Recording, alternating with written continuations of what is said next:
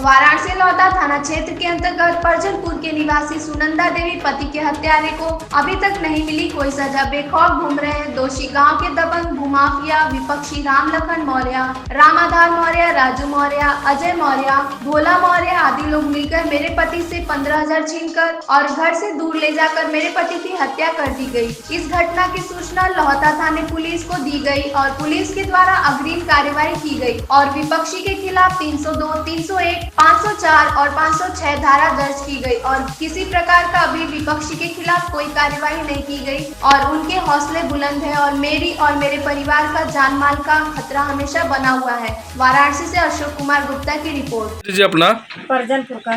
क्या नाम है? सुनंदा। कहाँ रहती है? परजनपुर में। क्या मामला है? मामले के बारे में बताइए। हमारे मामला ये था कि हमारे एक शादी हुआ था, गांव में पड़ा था बगल में। हाँ। और शादी में हमारे लड़के को बुलाया गया था, आकाश नाम करके। आपके लड़के को बुलाया गया था? हाँ। हम मुझे पता नहीं कि मेरा लड़का आया हमारे खाने के लिए। हाँ। तो और रात में 11 बजे रात में सब लड़के डीजे में बाजा लगा के सुन रहे थे गाना बजाना। कब का मामला है? 8 मई की घटना हमारे पति को हुआ 2022। अच्छा। हाँ। हम पढ़े लिखे नहीं, हम आपको बता 2022 8वां महीना। हमारे लड़के के चोरी के इल्जाम लगा करके दूसरा वो शराब पिया था लड़का। हाँ। सब पिए थे पर मस्ती में। और हमारे जब लड़का हमारे घर चली आया तो वो लड़का 1 घंटा के बाद आया, कहा आकाश ने मोबाइल चुराए हैं। तब पुलिस आया सुबह आया, चौकी अकेलमा वाला आया। हम कहे भैया हमें पता नहीं है, भैया तलाशी कर लीजिए, जिसका मोबाइल है रहा है वो तलाशी लिए हैं, खोज लीजिए। हमारे घर में कुछ निकला नहीं। तो हमारे मालिक इलाहाबाद में रहते थे, गाना गावत रहलन। तो वहाँ से फ़ोन करे, वहाँ कहा कि 4 दिन के बाद हम आइला, फैसला हम करीला। हमारा लड़का जो चरौले है ना चरौले है, हम लोग के देवा के नया मोबाइल हम तैनात है। हम आए तब और हमारे अकेले वाला फिर आया, शादी हमारे घर में पड़ा हुआ था। फिर हमारे आदमी से बोले चौकी वाला कि ऐसा ना कि तुम सोमवार के आ जाना पैसा लेकर के। तो हमारे मालिक कहे कि ठीक है भैया हम आ जाएंगे लड़का। हाँ। लिए तो नहीं लिए तो हम एक रफा दफा कर देंगे। तो जना फिर एक बाद गैर आदमी था मौर्या नाम करके, राम लखन मौर्या।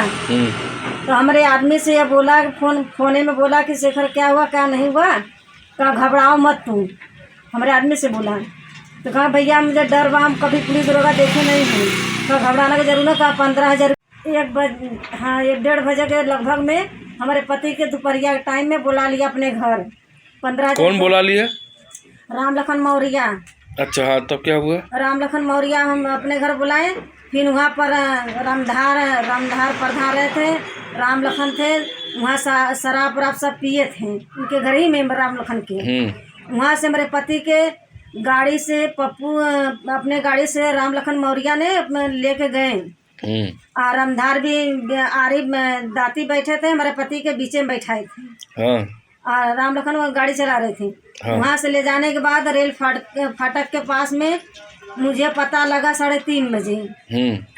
वो पता मुझे कौन दिया? हमारे घर परिवार में चुन्नी के लड़के थे संजय नाम करके, वो भी शराब पी के लोहा लकड़ लेके आए थे। हाँ। वो मुझे हाथ उठा के बोला कि उधर जा। हम 4 औरत के साथ में बैठे थे। किधर जाए कहा कि जा उधर जा। हम भागल प्राय गए तो वहाँ देखे थे, वहाँ अपन क्यों न था हमारे आदमी के, हमारा लड़का वहाँ हमारे लड़का के भी पता लग गया कैसे।